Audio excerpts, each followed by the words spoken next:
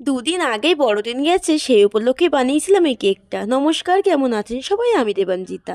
তো প্রথমে কিছু ড্রাই ফ্রুটস নিয়ে নিয়েছি এবং সেগুলোকে চপ করে আমি ভিজিয়ে রাখবো কমলালেবুর রসের মধ্যে। 2 ঘন্টা মতন ভিজিয়ে রেখেছিলাম। 24 ঘন্টা ভিজিয়ে রাখলে সেটাই ভালো হতো। অন্যদিকে একটা পাত্রের মধ্যে কিছুটা সাদা তেল এবং 3 চামচ চিনি দিয়ে একটু ফাটিয়ে দিয়ে দিচ্ছে একটা ডিম। 10 মিনিট মতো ফেটিয়ে যখন এরকম একটা ব্যাটার হবে তখন দিয়ে দেবো 1 কাপ মতো দুধ। দুধটা ফেটিয়ে দিয়ে দিচ্ছি বড় চামচে 3 চামচ ময়দা এবং 1 প্যাকেট গুঁড়ো দুধ। 10 থেকে 15 মিনিট সুন্দর করে ফেটিয়ে নেব এবং যে ড্রাই ফ্রুটসগুলো ভিজিয়ে রেখেছিলাম সেগুলো আমি দিয়ে দিচ্ছি। সুন্দর করে ফেটিয়ে নিচ্ছি এবং অন্যদিকে কড়াইয়ের মধ্যে ক্যারামেলটা বানিয়ে নিচ্ছি। এই ক্যারামেলের কালারটা যত সুন্দর হবে কেকের কালারটা কিন্তু ততটাই ভালো আসবে। ক্যারামেলটা হয়ে গেছে এবং ব্যাটারের সঙ্গে মিশিয়ে নিয়েছি।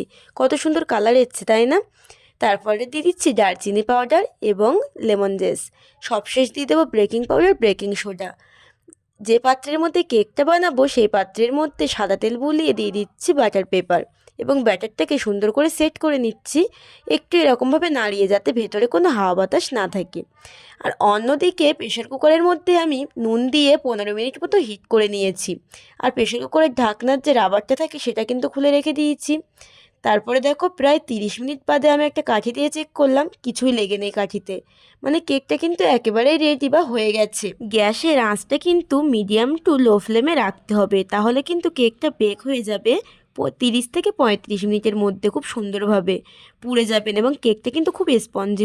কেকটা খেতে তো খুব সুন্দর হয়েছে, কিন্তু ভিডিওটা কেমন লাগলো তোমরা অবশ্যই জানাবে।